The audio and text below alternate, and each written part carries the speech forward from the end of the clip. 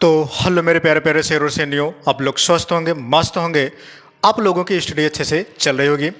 तो आज की जो ये क्लास है वो बहुत इंपॉर्टेंट होने वाली, बहुत अच्छी टॉपिक है।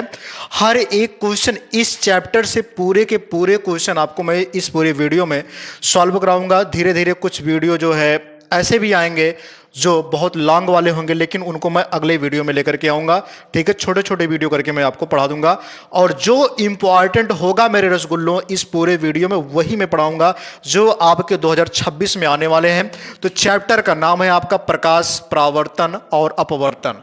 चैप्टर का नाम है प्रकाश का परावर्तन और अपवर्तन, यानी कि रिफ्लेक्शन एंड, ठीक है, रिफ्रैक्शन। अगर हम बात करें ये चैप्टर आपका 9वां होगा। वैसे अगर देखा जाए फिजिक्स का, जिसको बोलते हैं भौतिक विज्ञान, ये क्लास 10 वालों के लिए ये आपका चैप्टर पहला होगा। सबसे महत्वपूर्ण चीज़ें आएंगी इसमें, सबसे महत्वपूर्ण प्रश्न इसमें रहेंगे जो कि और कोई प्रश्न इसमें नहीं पूछे जाएंगे इस पूरे वीडियो में। जो इसके आगे की जो वीडियो आएंगी इस चैप्टर से रिलेटेड, वो सारी की सारी क्या होंगी जो आपके 2019, 20, 23, 24, 25 में पूछे गए होंगे, वही सब क्वेश्चन आएंगे जो 2026 में पूछे जाएंगे। तो फटाफट लाइक शेयर कर दीजिएगा मेरे रसगुल्लों, मेरे शेर और सैनियों। आप सभी लोग अगर लाइक शेयर करते रहेंगे तो मेरे उत्साह और बढ़ती रहेगी, मैं आपके लिए और अच्छा कंटेंट लेकर के आता रहूँगा। तो देखिए, चलिए देखते हैं यूपी बोर्ड 2026 वालों के लिए आपके 2 नंबर, 4 नंबर और 6 नंबर के पक्के होने वाले हैं इस पूरे चैप्टर से, जो आपके इंपॉर्टेंट होने वाले हैं। चलिए आइए देखते हैं कौन कौन से आपके टॉपिक पहले इसमें शुरू होते हैं।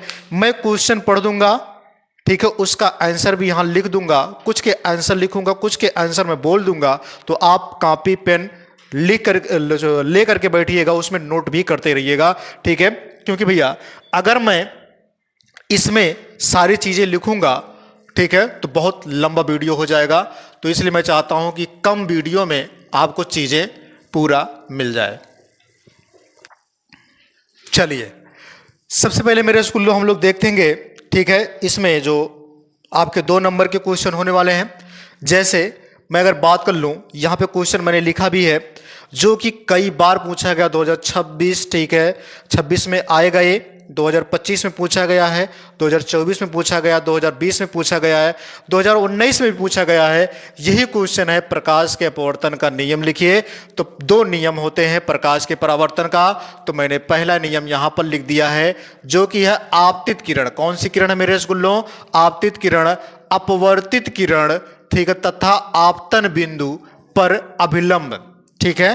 तो आपतित किरण हो गया और अपवर्तित किरण हो गया, तथा ये आपतन बिंदु होता है। कौन सा बिंदु होता है?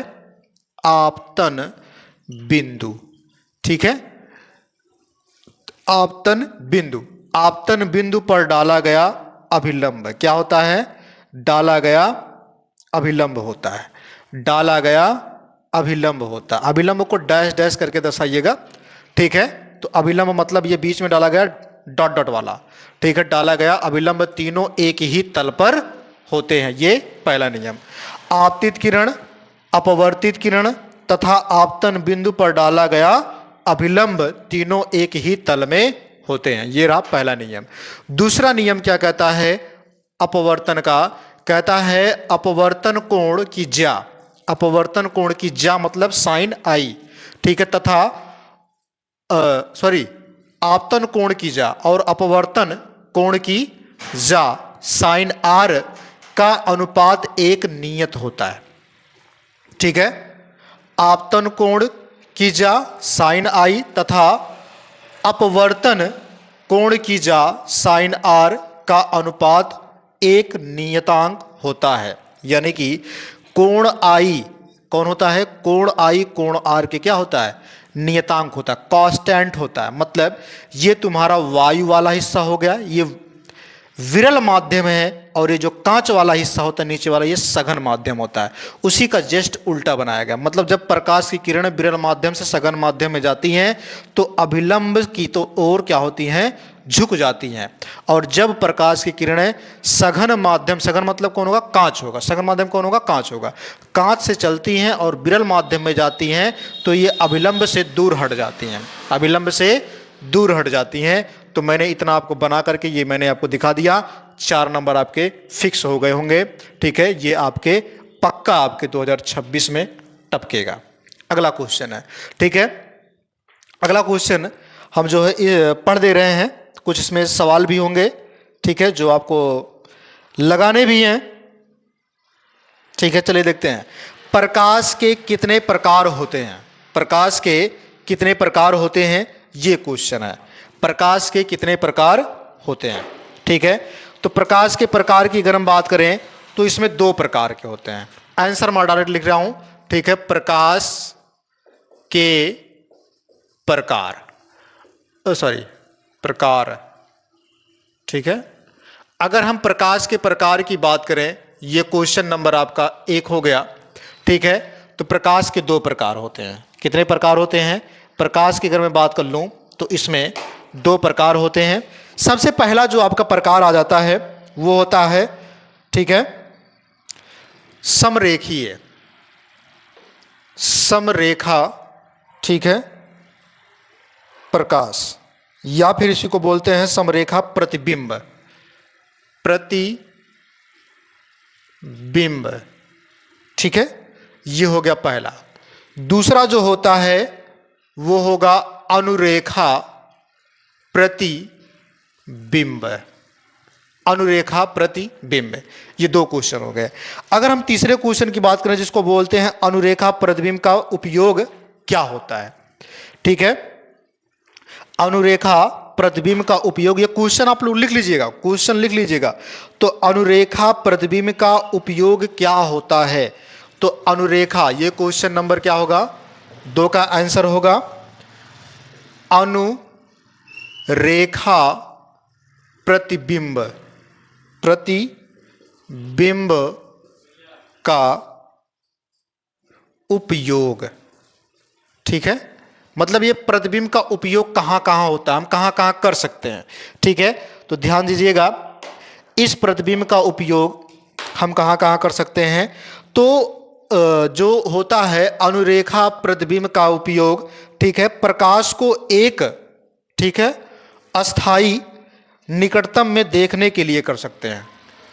प्रकाश को एक अस्थाई निकटतम, निकटतम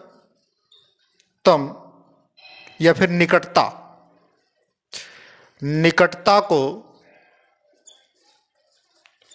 देखने के लिए प्रयोग करते हैं। ये रहा क्वेश्चन नंबर 2। ये सब आपके, ये जो क्वेश्चन मैं आपको करवा रहा हूं, ठीक है, ये क्वेश्चन आपका 1 नंबर का होगा, ये भी क्वेश्चन आपका 1 नंबर का होगा, वो आपका 4 नंबर का होगा, मैंने आपको पहले बता दिया। अगला क्वेश्चन है, ठीक है, क्वेश्चन नंबर 3 क्या कह रहा है कि प्रकाश का विकिरण क्या होता है?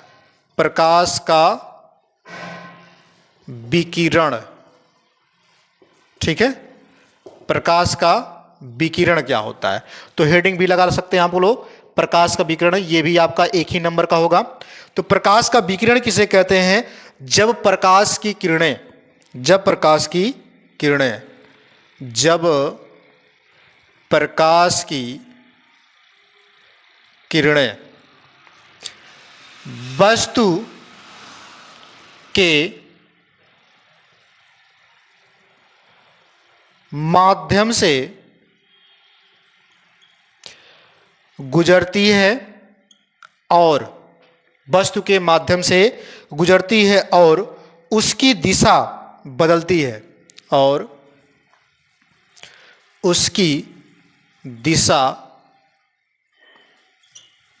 बदलती है, तो उसे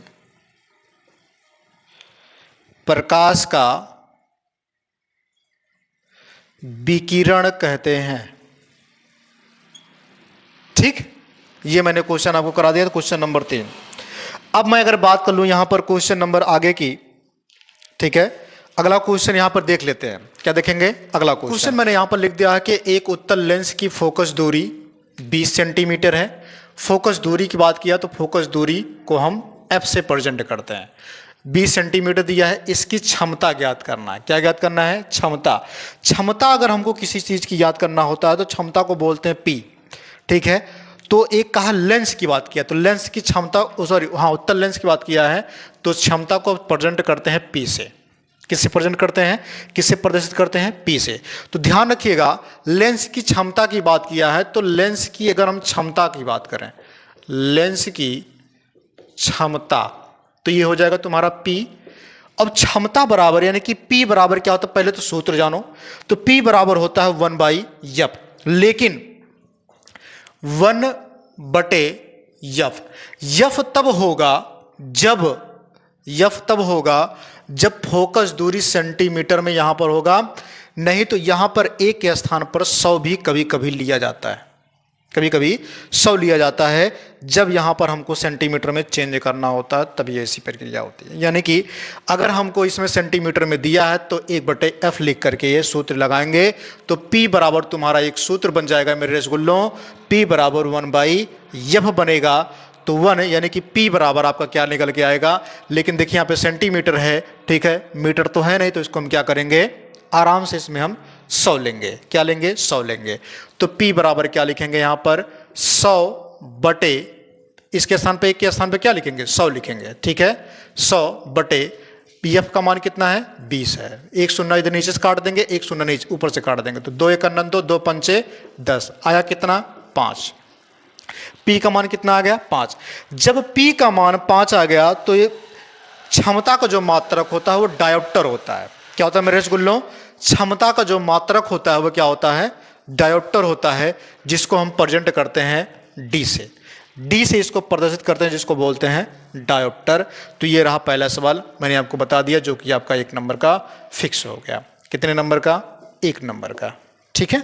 अब अगर हम बात कर लें यहाँ पर अगला 1 नंबर वाला क्वेश्चन, जो कि है यहाँ पर प्रकाश का अपविकिरण क्या होता है। प्रकाश का अपविकिरण की अगर हम बात करें, जब प्रकाश की किरणें एक विपरीत माध्यम से गुजरती हैं, विपरीत माध्यम से गुजरती हैं।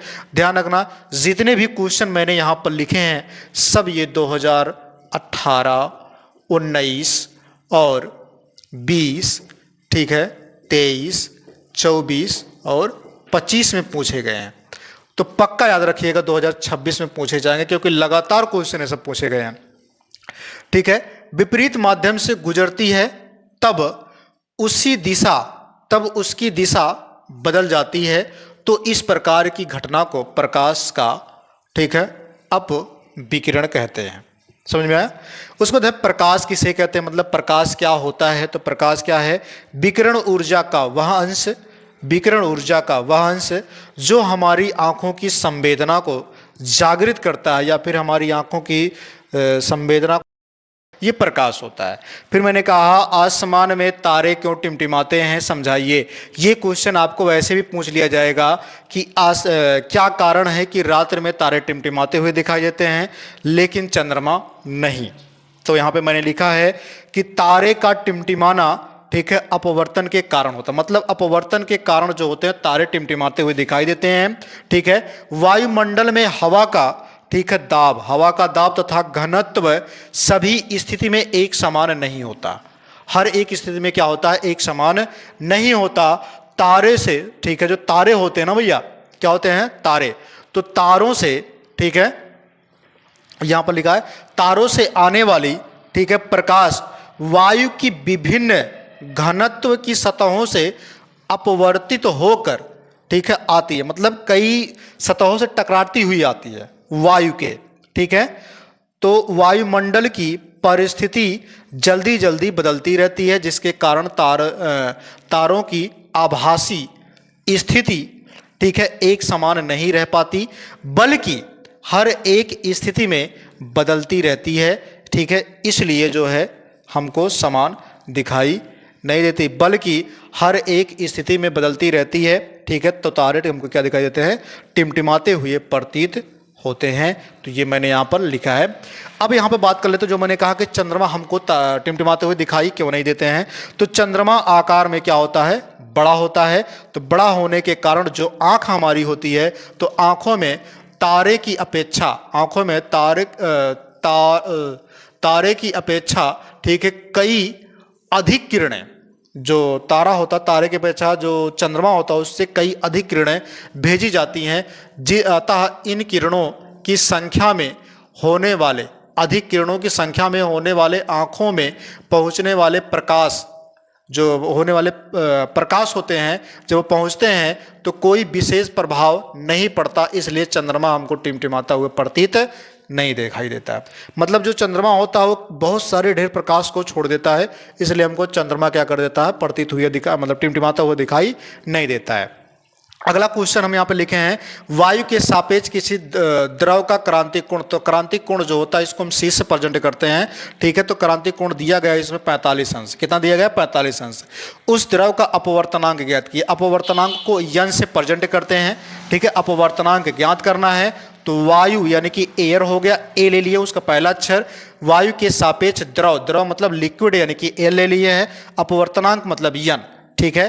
तो वायु यानी कि ए यन यल, तो वायु के सापेक्ष, ठीक है, द्रव का अपवर्तनांक बराबर क्या होता है, 1/sin c। ये सूत्र होता है जो आपको याद रखने हैं, ये सूत्र जरूर इससे पूछे जाएंगे सवाल। एक सवाल तो फिक्स है आने वाले हैं, मैंने आपको कई बार बताया कि 2018, 19, 20, 23, 24, 25 में ये क्वेश्चन, जितने भी क्वेश्चन हैं ये पक्का आने वाले हैं। तो लाइक शेयर जरूर कर दीजिए हर बच्चे को, ठीक है, मिलते रहिए, ठीक है। हर एक वीडियो हर एक बच्चे तक पहुंचाते रहिएगा, ठीक है। और आपका भी भला हो, मेरा भी भला हो, ठीक है।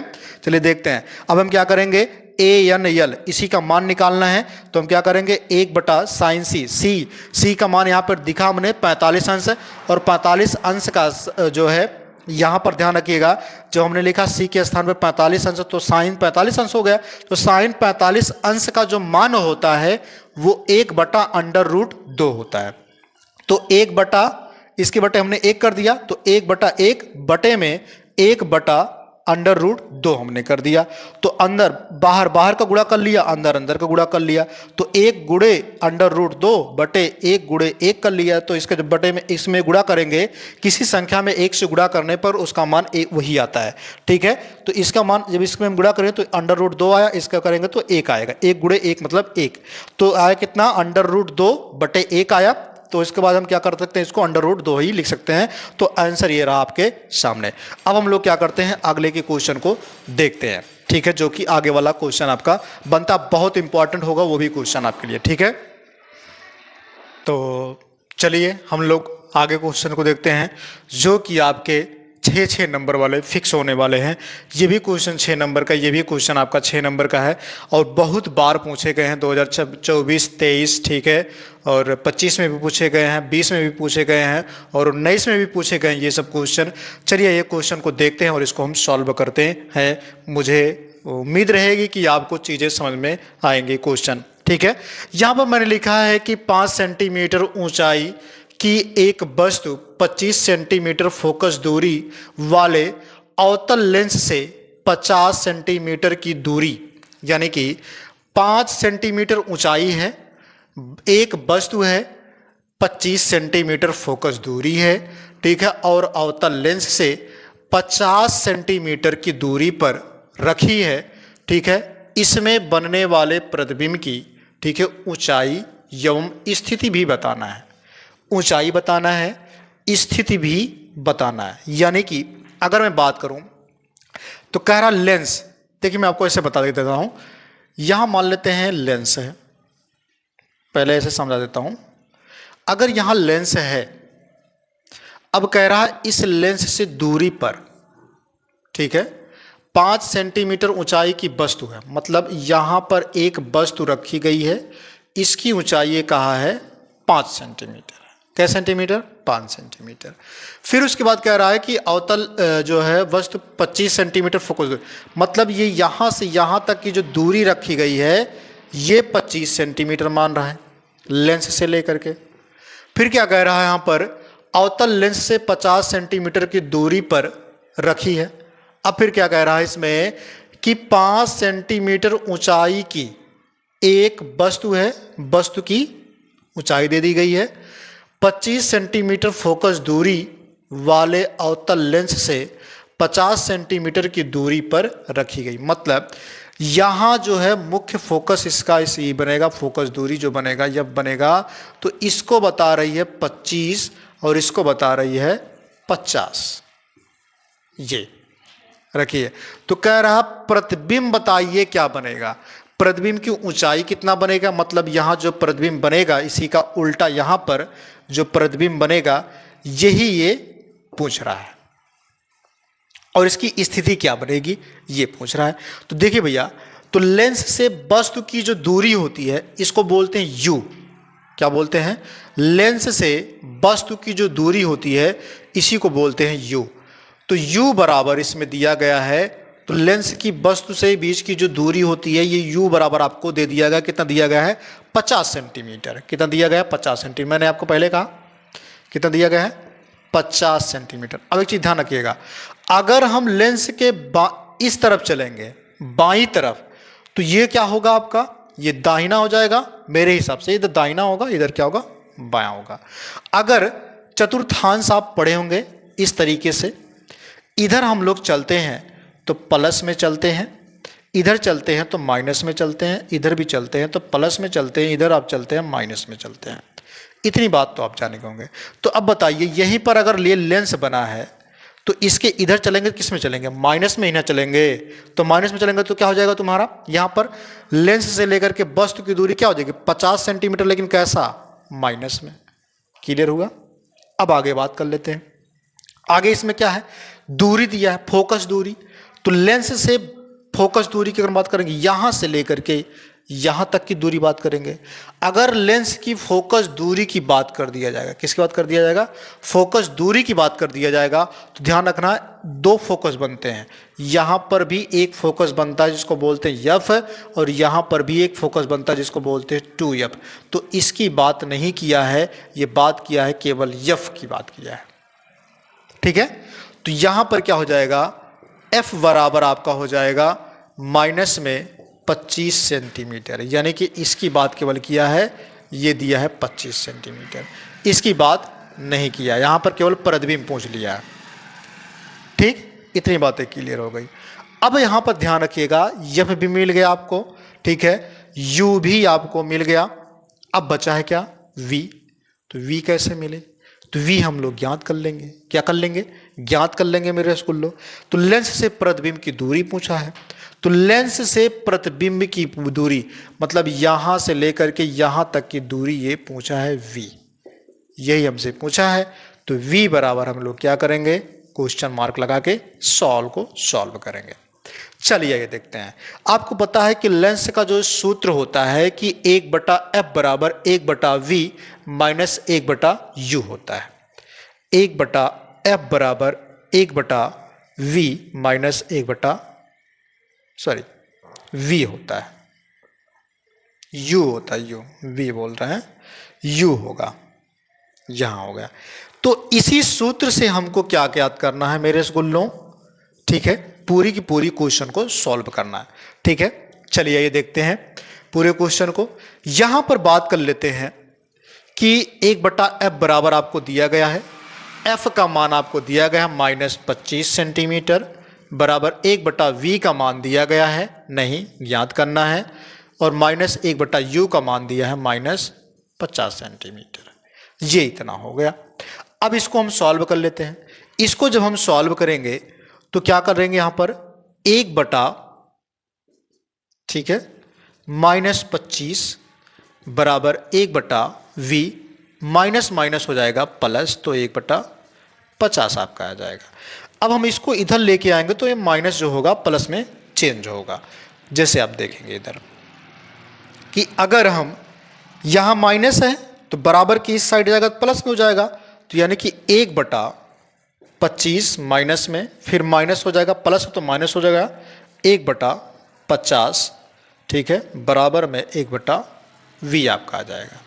तो 25 और 50 का जो लासा होगा, एलसीएम जो होगा, अगर हम इसको 50 मान लें कोई दिक्कत नहीं होनी चाहिए। 25 दूना 50, 2 आएगा, 25 दूना 50, 2 आया। तो 2 से हम क्या करेंगे, जो आएगा उसी से ऊपर गुणा कर देंगे, तो 2 × 2 कि, लेकिन किस में, माइनस में। तो -50 × 50 1 से गुणा कर देंगे तो 50 × 50 आ जाएगा, बराबर 1/v आपका आ गया। इतनी बात तो मुझे लगता है कि चीज़ें आपको समझ में आ गई होंगी। ठीक है, अब क्या कर लीजिएगा, अब इसमें ज़्यादा कुछ करना नहीं है। ठीक है, चीज़ें आपको वही रखनी है। v बराबर आपको पहले देखिए यहाँ पर माइनस है, यहाँ पर भी माइनस, तो माइनस माइनस का गुणा आपको पता है होता है प्लस, तो 2 1 3 हो जाएगा। तो 3 बराबर आपका क्या निकल के आएगा, तो 3। ठीक है, लेकिन किस में आएगा, इसमें 3 जो आएगा, ये 3 आ गया तुम्हारा बटे में 50, माइनस में 1/v आपका आ गया। ठीक है, तो 3/50 ही आ गया और बटे में तुम्हारा क्या आ गया 3, सॉरी यहाँ पर माइनस आएगा क्योंकि बड़ा के सामने कौन लगा, माइनस लगा है।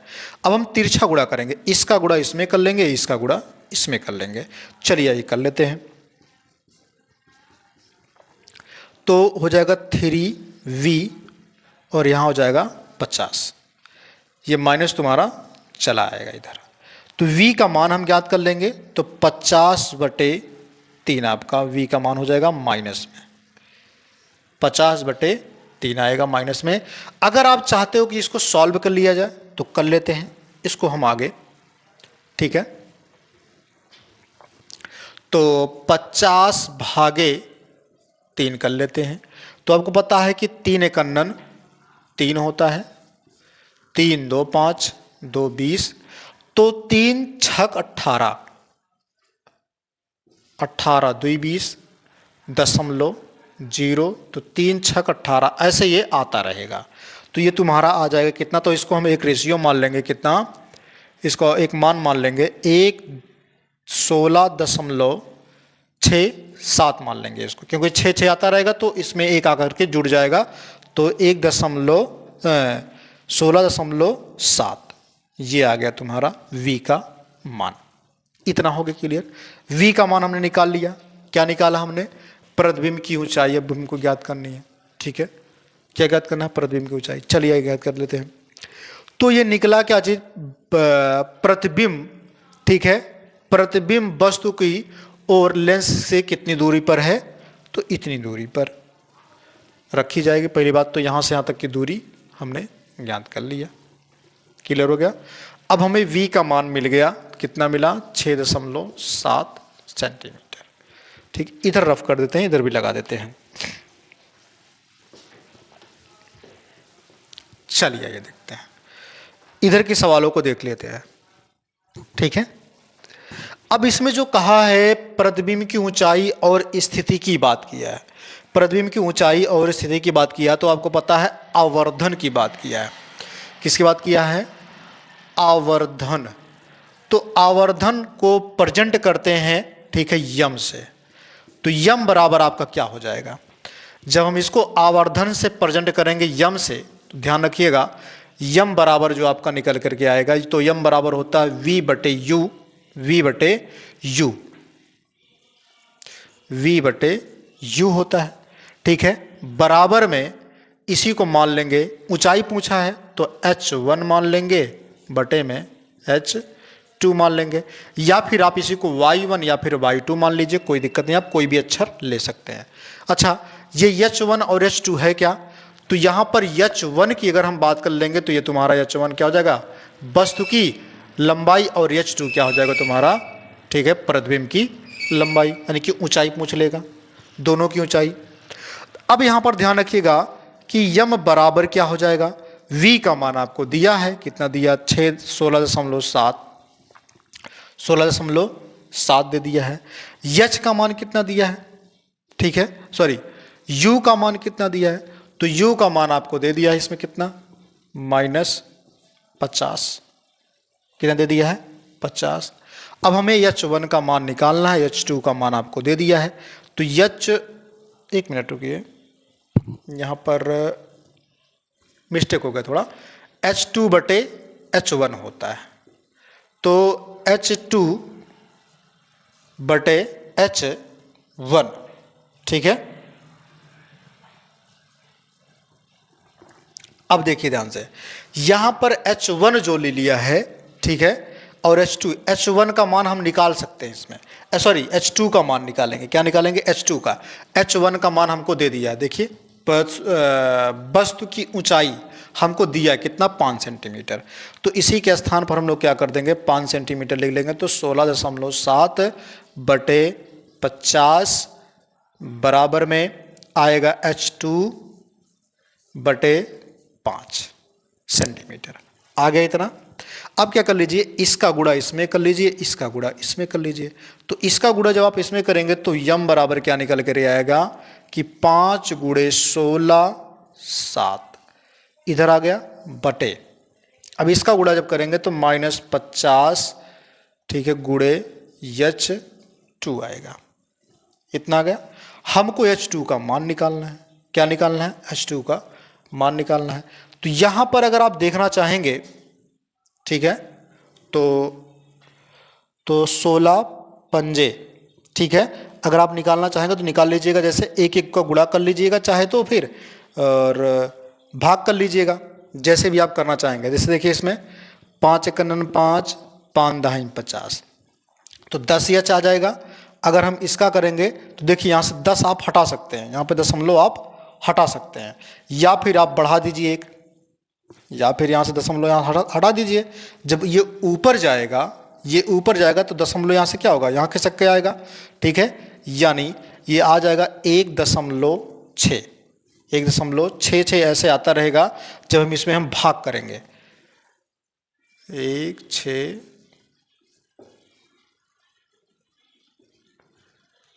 10 51 10 6 आ गया। 10 7 10 6 60 ठीक है, तो 60 आ गया, तब भी 7 0 ठीक है, तो 10 7 70 ये कैंसिल हो गया पूरा। अब आया तुम्हारा दशमलव के बाद, तो एक अंक के बाद दशमलव लगेगा, तो एक अंक के बाद दशमलव में लगाया यहाँ पर। अब देखिए ध्यान से, तो 7 हो रहा है यहाँ पर, तो इसमें आकर के एक जुड़ जाएगा। 5 से अधिक होने पर, यदि दशमलव के बाद किसी संख्या में 5 से अधिक होता है तो उसमें क्या हो जाते हैं, एक आकर के जुड़ जाते हैं। तो एक दशमलव आपका क्या हो गया 6 एग्जैक्ट आंसर आपका हो जाएगा। सॉरी यहाँ पे 7 हो जाएगा, 6 के स्थान पे क्या हो जाएगा 7 हो जाएगा। ये क्या हो जाएगा सेंटीमीटर। प्रतिबिंब कैसा बनेगा, सीधा बनेगा। प्रतिबिंब कैसा बनेगा, तो प्रतिबिंब सीधा बनेगा। कैसा बनेगा, सीधा बनेगा ठीक है। ये मैंने स्थिति और सवाल को पूरा लगा करके आपको दिखा दिया। अब हम लोग क्या करते हैं, ये दूसरे वाले सवाल को देख लेते हैं। ये भी थोड़ा लंबा चौड़ा है ठीक है, जो कि आपके 6 नंबर वाले हैं। तो याद रखिएगा जब 6 नंबर के होंगे तो जाहिर सी बात है मेरे भैया कि वो लंबे चौड़े ही होंगे। अगर मैं बात कर लूँ इस क्वेश्चन की, तो इसमें लिखा एक ऑटो वाहन में पीछे से आने वाली किसी, मतलब एक ऑटो वाहन है, एक ऑटो ड्राइवर है ठीक है, तो कह रहा है पीछे से आने वाली किसी अन्य वाहन को देखने के लिए 6 मीटर वक्रता त्रिज्या वाला एक उत्तल दर्पण लगाता है। किसी समय एक वाहन दर्पण से 6 मीटर की दूरी पर है, तो उस समय दर्पण में दिखने वाले उसके प्रतिबिंब की स्थिति व आकार की गणना कीजिए। मतलब स्थिति भी बताना है और आकार भी बताना है इसमें। चलिए देखते हैं, जो चीज इसमें कहा पहले उसको लिख लेते हैं ठीक है। कहा इसमें वक्रता त्रिज्या, वक्रता त्रिज्या को प्रेजेंट करते हैं हम लोग, वक्रता त्रिज्या इसको प्रेजेंट करते हैं r से। तो वक्रता त्रिज्या कितना दिया है, 6 मीटर दिया है, 6 मीटर कितना दिया है, 6 मीटर। फोकस दूरी कितना दे रहा है उसमें, कह रहा इतनी दूरी पर रखी गई, कितना दे रहा है, तो फोकस दूरी, फोकस दूरी जिसको बात कर लेते हैं हम f से। फोकस दूरी कितना दिया है, 6 मीटर। तो f बराबर फोकस दूरी हम निकाल लेते हैं यहीं पे, f बराबर होता है r/2 होता है। कितना होता है, r/2। तो 6 तुम्हारा मीटर में दिया, तो 6 बटे कितना हो जाएगा, 2 2 दुनाई 2 तिहाई 6, तो आएगा कितना 3, क्या हो जाएगा मीटर। कितना आ गया, f का मान कितना आ गया, 3 मीटर आ गया ठीक है। अब कहा इसमें दर्पण से वस्तु की दूरी, मतलब दर्पण से ऑटो वाली की दूरी कितनी हो गई। तो दर्पण से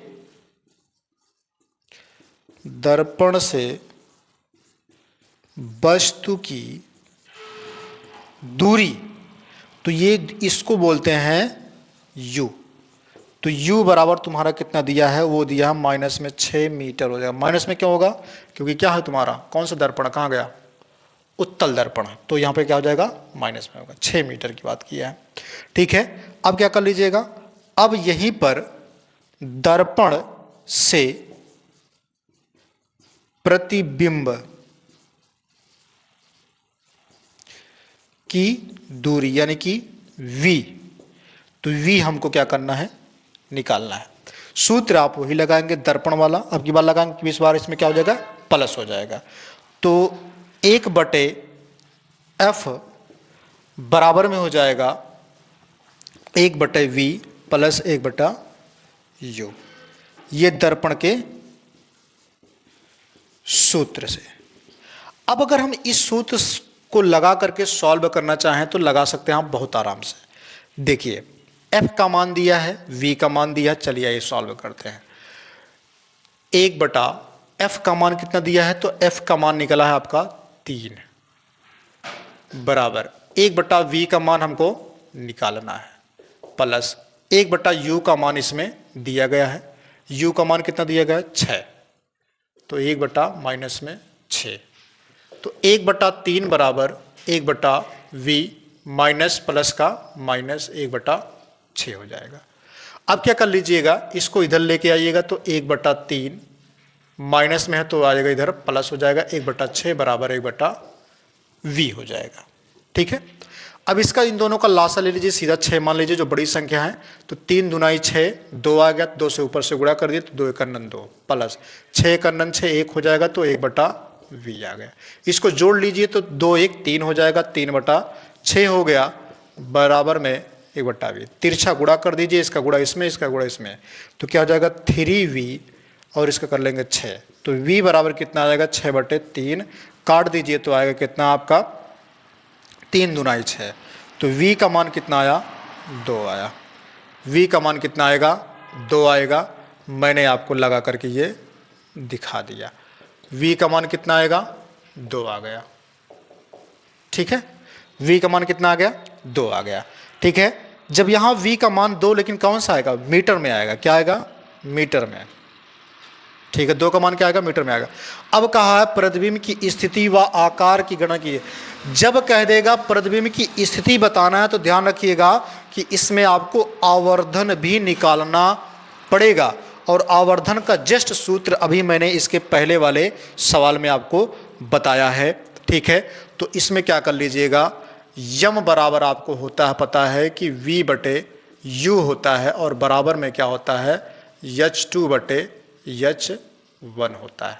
आप कोई भी संख्या ले, कोई भी अक्षर वहां पर ले सकते हैं, ठीक है। तो यहां पर क्या कर दीजिए, v का मान आपको दिया गया है और u का मान भी आपको दिया गया है, तो यम बराबर आपका क्या हो जाएगा, v का मान कितना निकला है, v का मान आपको 2 आया है, v का मान 2 है। u का मान कितना है, तो ध्यान रखिएगा यहाँ पर माइनस होगा, क्योंकि लेंस वाला नहीं है, दर्पण वाला है भैया, ध्यान रखिएगा यहाँ पर माइनस होगा, तो यहाँ पे माइनस लगेगा। u का मान कितना दिया गया है, तो यहाँ पर देखिए आप u का मान -6 बराबर में h2/h1।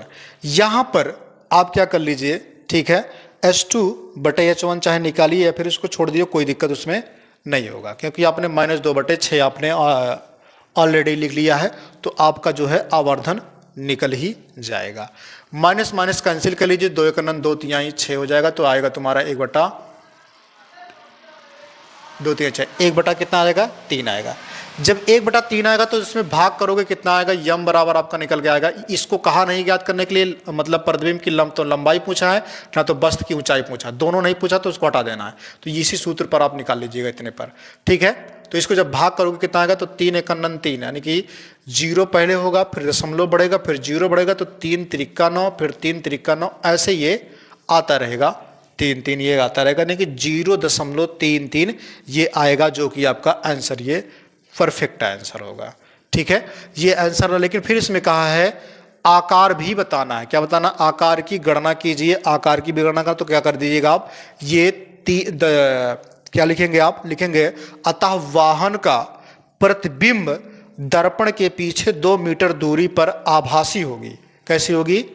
दर्पण के पीछे 2 मीटर की दूरी पर आभासी, सीधा तथा 0.33 ठीक है गुना बड़ा बनेगा। इतना आप आंसर में लिख लीजिएगा। बस 6 नंबर आपके पक्के। कितने नंबर? 6 नंबर। ठीक, तो मैंने आपको सारे सवाल बता दिए जो इसमें सवाल पूछे जाने वाले हैं।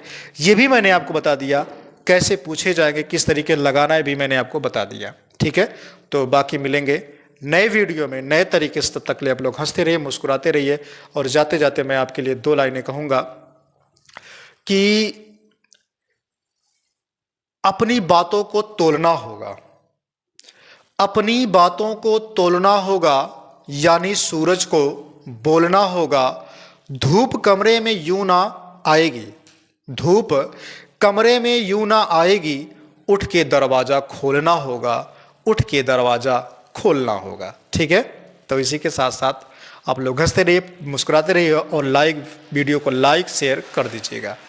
ठीक है।